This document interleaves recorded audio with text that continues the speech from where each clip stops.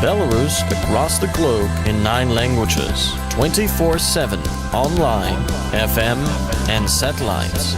Radio Belarus International, bringing Belarus closer.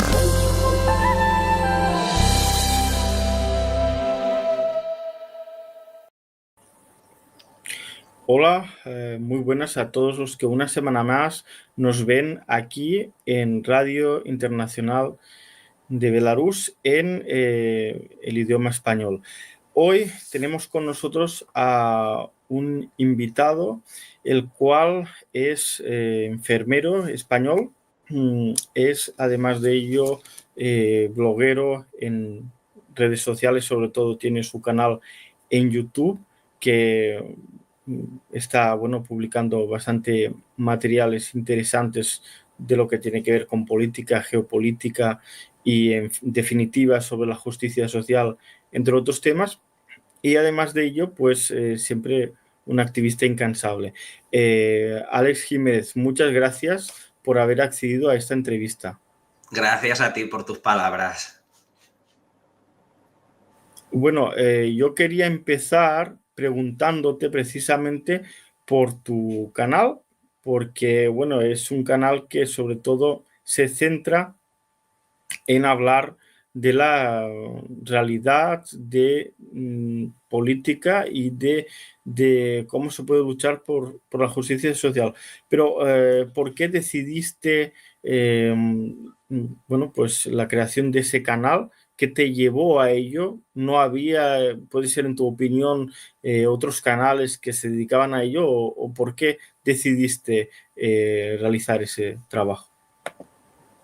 Bueno, yo siempre he estado involucrado con la lucha. Yo soy enfermero especialista en salud mental y mi orientación siempre ha ido pues defender los derechos de las personas con problemas de salud mental, pero claro, desarrollando mi profesión, pues he visto que muchos de los problemas que tienen estas personas son sociales y que no son exclusivos de la enfermedad mental, sino de la sociedad en la que vivimos. Entonces, pues me fue surgiendo el interés por involucrarme más y no solo desde mi faceta profesional y un poco activista en el ámbito de la salud mental, y exploré pues diversas vías. Exploré la vía política, que es la cual me desencantó profundamente, la vía anarcosindicalista, la ejerzo y colaboro en lo que puedo, pero la que más ahora le estoy dedicando tiempo pues es la vía de las redes sociales e intentar hacer activismo pues mediante las redes sociales. Y yo pues llevo un pequeño canal en el que pues hablo de diferentes temas de geopolítica, de sociedad. Ahora estoy trabajando también un poco más temas de salud mental, quiero abrir ese aspecto también. Pero bueno, tengo que decir que es un canal muy pequeño y prácticamente que lo hago de una manera artesanal con los pocos medios que tengo. Y bueno, pues tiene una llegada limitada, pero bueno, yo estoy contento porque intento no tratar de meterme mucho en los dos aspectos que premia el algoritmo de YouTube, que uno es los bulos, la ultrafascistación, y luego el otro que es los canales de nicho de supuesta izquierda que se dedican simplemente a reaccionar a comentarios de la extrema derecha. Me parece que sí, alguna vez hay que reaccionar, hay que desmentir, pero yo creo que hay que ser propositivo, hay que descubrir nuevas realidades, desmentir bulos, por supuesto, pero no solo que la gente me crea a lo que yo digo, a mis ideas y diga, no, tengo que seguir las ideas de Alex porque lo dice Alex. No, yo quiero que la gente desarrolle también un espíritu crítico y diga, pues voy a llegar a esas conclusiones por mí mismo y no porque lo diga yo o lo diga cualquiera, aunque sea de mi color político, por decirlo de esa manera. Precisamente la próxima pregunta está relacionada con tu trabajo, ¿no? Tú, como trabajador del sector público, del sector sanitario, ¿cómo ves la realidad de la sanidad en España? ¿Cuál es la realidad? Porque muchas veces parece ser que esté ya prácticamente al borde del colapso, ¿no? Explícanos cómo es el día a día de una persona, un enfermero, un médico que está trabajando para salvar vidas en España. Yo lo primero que tengo que decir es que, haciendo honor al lenguaje médico, la sanidad en España está en la UCI, está en cuidados intensivos. Eso lo primero. El día a día, pues el día a día es gratificante, la verdad, porque si el sistema funciona, básicamente no es por el apoyo que tenemos institucional ni por confianza de prácticamente la gente que está más arriba que gestiona la sanidad, sino funciona por el esfuerzo sobrehumano que hacen muchos profesionales. No digo todos, porque no me gusta crear seres de luz, que ahora está muy de moda, que ya por ser sanitario todos somos buenísimos. No, eso no es así. Pero si realmente el sistema funciona es porque hay mucha gente que está dando más del 100% y haciendo muchísimo más que le corresponde. Pero, a ver, las listas de espera son tremendas. Como ya digo, las políticas en cada comunidad autónoma son de una manera, pero ninguna, o la anécdota es que una autonomía funcione más o menos bien. Lo anecdótico es eso, lo normal es que funcionen mal independientemente del color político que les gobierne. Y luego, una cosa que a mí profundamente me llama mucho la atención como sanitario es que hace poco, bueno, creo que este fin de semana hubo una manifestación por la sanidad pública y todo eso. Y claro, me llama mucho la atención que veo en las cabeceras de las manifestaciones el propio gobierno, que se supone que es una manifestación para pedir que mejore la sanidad, y veo a un gobierno manifestándose para pedir que la sanidad vaya mejor, o incluso para instrumentalizar y decir que la única sanidad que va mal es la de Madrid, la que gobierna Ayuso, cuando si miramos los indicadores, las comunidades están que dan pena y la lista de espera está que da pena en la mayoría de comunidades. Entonces, claro, me parece muy hipócrita ver a determinados gente del gobierno ahí poniéndose la medalla de que vienen a apoyar la sanidad pública. Sí, vienen a la manifestación, una manifestación que va en contra de ellos mismos y que ellos tienen las herramientas para cambiar todo y mejorar este sistema. Y realmente, pues, lo veo una hipocresía, además de que ya en la anterior legislatura se trató de acabar con esa ley que abría la puerta a la privatización de la sanidad y el negociazo de las comisiones y todo eso, y ellos, el Partido Socialista concretamente, pues se negó a hacerlo. Entonces, pues bueno, está bien criticar a Ayuso, pero al final Ayuso solo hace lo que la ley del PSOE le ha permitido hacer, o sea que, y se niega a cambiar. En repetidas ocasiones, el gobierno español, de hecho, ha manifestado su deseo por incrementar el gasto militar y, de hecho, ya se planea que España aporte más porcentaje en su PIB para, bueno, pues aportar a la OTAN, ¿no? A la Organización Terrorista del Atlántico Norte. Y precisamente sería interesante saber tu opinión. ¿Qué opinas de ello? ¿Es necesario esa financiación de una defensa que parece más bien, bueno, pues un posible ataque fantasma, porque no parece que sea una realidad? Ese incremento, ¿para qué? ¿O sería necesario para poder reflotar, salvar esa sanidad que tiene muchas colas de espera? Hombre, empiezo por lo último. Se necesita ese dinero para la sanidad, y con la mitad o muchísimo menos se podría hacer, bueno, con la mitad y con voluntad, porque todo no es cuestión de dinero, se podría arreglar el problema, pero eso ya casi que está descartado por este gobierno. También decir que la mayoría de los gobiernos o de los partidos que en la oposición dicen que son OTAN no, luego han demostrado que son OTAN sí, o se han demostrado impotentes ante los mandatos de la OTAN.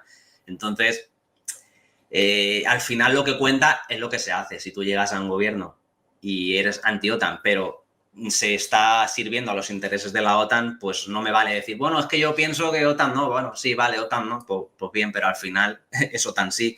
Luego, ahora aquí en España se está vendiendo un poco el tema del ejército europeo, como que todos vamos unidos.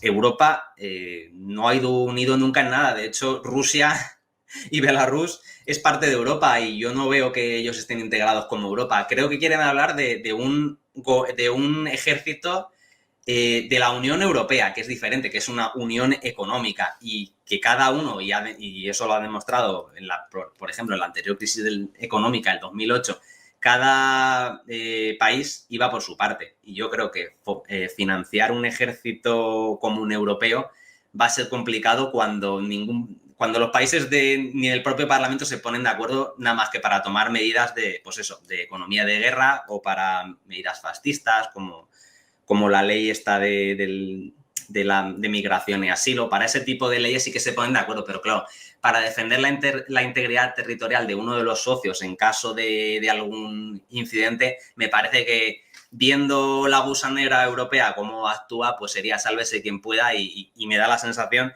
de que pues eso, esta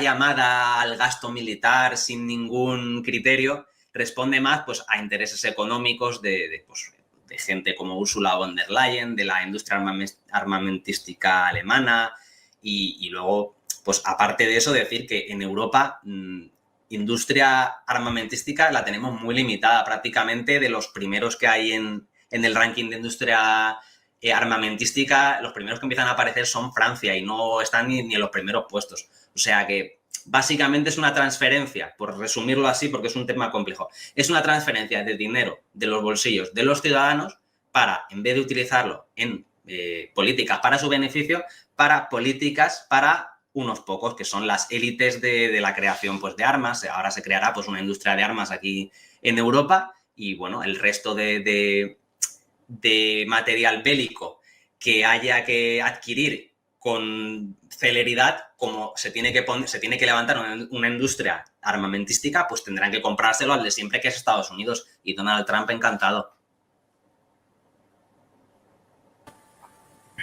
Precisamente es necesario remarcar que Estados Unidos, Donald Trump, no ha perdonado los aranceles a la Unión Europea y a sus productos. Así que, como siempre, parece de que la Unión Europea cree o desea dar esa imagen de que Estados Unidos es un aliado, ¿no? Un amigo, pero realmente si fuese tan aliado, porque al final torpedea esos productos de ese aliado Unión Europea. Más bien parece que sea un lacayo que cumple su función y al fin y al cabo nada más, que es necesario dar toques de atención como si fuera simplemente un perro. Me gustaría preguntarte, hacerte esta pregunta. Yo creo que es una pregunta profunda. Yo entiendo si no me la puedes responder del todo. Es la siguiente: dentro de un país monárquico, dentro de un país que está bajo de la bota imperialista norteamericana, que de hecho tiene diferentes bases norteamericanas en su suelo, ¿crees que es posible realmente un cambio social en las políticas que puedan ayudar a la gente? Porque, claro, se habla mucho de que si el partido fulanito, por ejemplo, en España existe, como todos sabemos, ¿no? Existe el Partido Socialista, que es un partido que de socialista solamente le queda el nombre, y existen partidos que se hacen llamar de izquierdas, pero realmente llevan la misma política liberal que llevan la derecha. Entonces, ¿tú crees que dentro de los marcos, dentro de ese sistema capitalista monárquico español, es posible resolver los acuciantes problemas de la gente? Te tengo que decir que es una pregunta muy compleja, pero que paradójicamente se contesta muy rápido. Rotundamente no. O sea, el sistema político español no lo va a permitir. O sea, ya está bastante blindado. Primero, la monarquía está blindada y segundo, el propio capitalismo ya hace que esté blindada. No existe. Lo siento, es así. O sea, lo siento si soy pesimista. Y no lo digo yo, lo dicen muchos especialistas, que yo al fin y al cabo soy un humilde enfermero, pero ya hay especialistas en el tema que saben muchísimo más y a los cuales he leído que dicen que es totalmente inviable con estos mecanismos políticos y con esta estructura de Estado que haya ninguna revolución como para cambiar mínimamente el sistema. O sea, me puedo creer incluso que antes caiga la monarquía, que es irreal, pero me puedo creer que España llegue a ser una república, pero no me puedo imaginar que cambie de sistema. O sea, eso es inimaginable. Y lo siento porque es el romper el sueño de muchas personas, pero la izquierda institucional que hay aquí, y yo me he desengañado mucho con ella, tristemente son socioliberales, no tienen tradición comunista, aunque se digan a lo mejor comunistas, ni siquiera su marco ideológico y su paradigma lo tienen claro. O sea, creo que no tienen un paradigma sobre el que trabajar. Sí, se dicen comunistas, hablan de Marx, hablan de Lenin, hablan de Gramsci, pero o no se lo han leído o hacen una adaptación muy infantilista y que piensan que van a llegar a las instituciones y poquito a poco van a hacer un capitalismo como más amable, y que el capitalismo se puede transformar en una cosa amable cuando está comprobado en la práctica que eso es inviable, y que también está comprobado pues que el capitalismo se protege a sí mismo, y cuando tú intentas hacer una medida que va en contra de él, vas a tener a los jueces en contra, vas a tener el propio sistema en contra, va a ser inconstitucional. O sea, la propia legalidad de este país ya impide determinadas cosas. Entonces, tristemente creo que si tiene que haber un cambio aquí de sistema, no va a venir por la vía política de parlamentaria. Luego ya cada uno que interprete por dónde puede venir la vía de la revolución. Yo creo que queda bastante claro. Ya para terminar, una última pregunta que tiene que ver con la actualidad sobre todo geopolítica. ¿Tú crees que es posible un entendimiento ahora entre Rusia y Ucrania, cuando han existido, bueno, desde hace 3 años, ¿no?, las primeras negociaciones en Estambul? ¿Es posible llegar a un supuesto de paz en Europa, o simplemente estamos viendo que Ucrania, guiada por Estados Unidos y la Unión Europea, eso no lo van a permitir? A ver, yo creo que esto se responde con otra pregunta. ¿Cómo acaba cualquier guerra? Todas las guerras acaban con una negociación, mejor o peor, pero ninguna guerra acaba con más guerra. Entonces, durante 3 años que llevamos de guerra, si la única propuesta política por parte de la Unión Europea o Ucrania es más guerra, estamos perdidos. Puede que termine la guerra con más guerra a base de la aniquilación del pueblo ucraniano. O sea, cuando ya no queden más vidas que segar, se acabará la guerra, sí. Pero vamos a llegar hasta ese punto, al punto de reventar un país, a sus gentes, y luego lo que nadie echa el cálculo, porque una de las cosas que tiene el capitalismo es que, como los periodos electorales son de 4 años, nadie lanza la mirada un poquito más allá de los 4 años que le tocan. ¿Qué va a pasar con ese país que está completamente destruido? Cuanto más destruido esté, ¿qué Europa, que está al borde de la ruina, o qué Estados Unidos, que está al borde de la ruina, va a poder asumir la reconstrucción de Ucrania, de ese pueblo? Eso es imposible. O sea, es un problema cada vez más grande. Entonces, lo que hay que hacer, independientemente, que yo ahora no voy a entrar en valoraciones porque no tengo tantísimo conocimiento como para valorar, pero quién ha sido el bueno o quién ha sido el malo, lo que es evidente es que continuar con la guerra no va a mejorar la situación, y tiene que haber un proceso negociado de paz, sí o sí. Primero paremos la guerra y posteriormente ya vamos a esclarecer quién realmente fue el culpable y quién no, pero primero es necesario acabar con esa guerra y con la aniquilación de los pueblos que ahí están. Yo estoy muy de acuerdo contigo. Nada, ya para terminar, agradecerte tu tiempo y agradecerte que hayas estado aquí en nuestro canal. Recordar a todos los que nos están viendo que tenemos también canal en Instagram de la radio Belarus en español. Y nada, espero que hayas estado muy cómodo y nos vemos en un futuro. Un saludo. Muchas gracias, Albert, por la invitación, y os sigo ahora enseguida en Instagram. A ti.